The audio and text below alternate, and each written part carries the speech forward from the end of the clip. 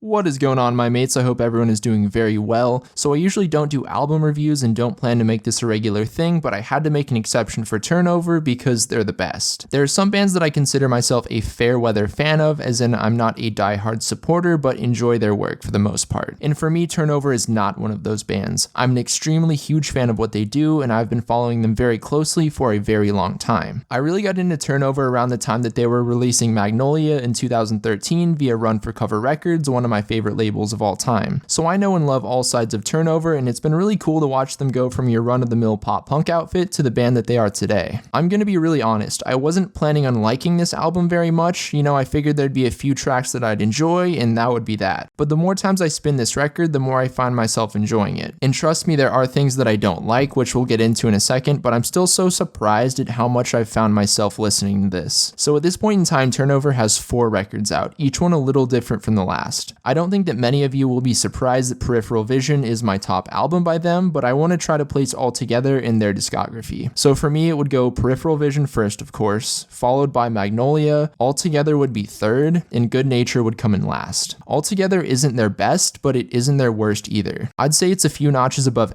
for me, but like I said, it's grown a lot. My favorite thing about this record is how simple it is, but my least favorite thing about this record is how simple it is. On September 9th of this year, vocalist and guitarist Austin Getz did an interview with Upset Magazine in anticipation of All Together. I feel like this interview gives a lot of context and helps explain where Turnover is coming from with this one. Austin says, on this record, more than in the past, we wanted to keep in mind the beauty of writing popular music. And he goes on to say, by that I mean music for people who don't have the time to delve into the niches and find fringe artists. Music for those of us who are busy with work or our families or whatever problems might be around. Music is real magic that can change people's days and lives. And the more people listening and loving, the better. While I like the sound of that and it sounds good on paper, this approach did more harm than good. The best way to put it is, this album sounds sterile. It makes me feel like someone gave them a bunch of money and said, okay guys, I want you to make the most Turnover album possible. Basically what I'm trying to convey here is I think that they progressed a little too far and lost some of their identity in the process as a result of keeping in mind the beauty of making popular music. Austin's vocals and delivery sound less convicted than ever, and it just makes me long for something more compelling. It feels like he's constantly skimming the surface and trying to tap into something, but is never able to penetrate through. It all sounds very flat. And honestly, I could probably gloss over the lackluster vocals if Austin had some good lyrics to back everything up, but the lyrics are not very good here. And it's not that they're so appallingly bad that I cringe when I read them, but it comes back to the issue of a lot of things being on this album, which actually makes them feel worse. Because if the lyrics were just plain bad, I could be like, yeah, these suck. But it's not even that they're awful. They just feel like nothing and communicate nothing to me, which is even worse. Here are 3 really good examples of the lyrics being not good. Your body moves just the way it should.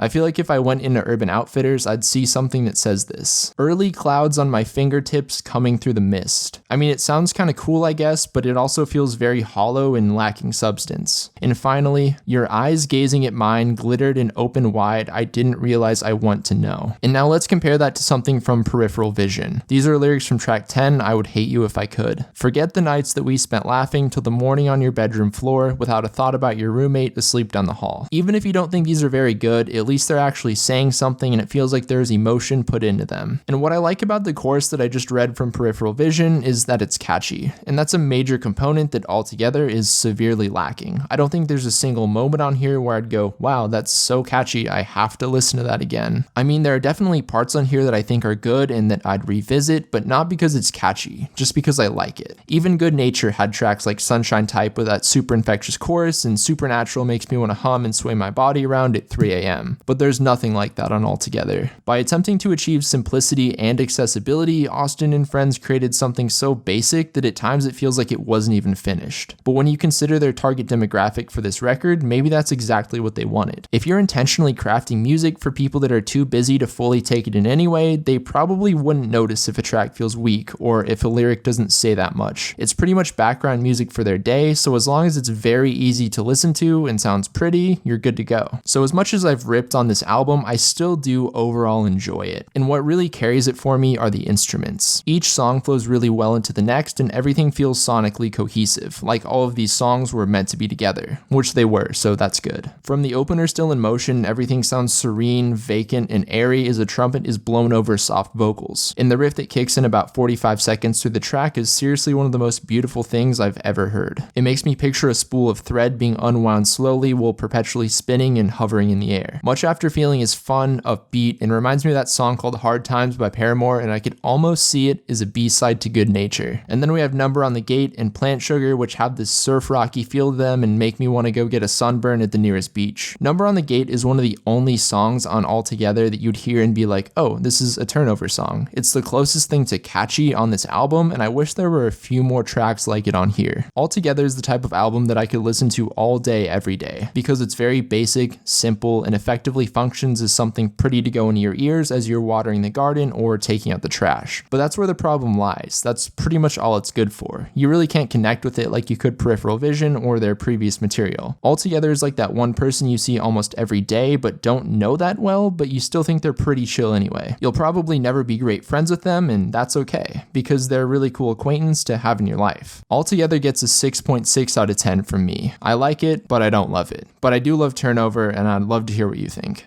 Thank you for watching.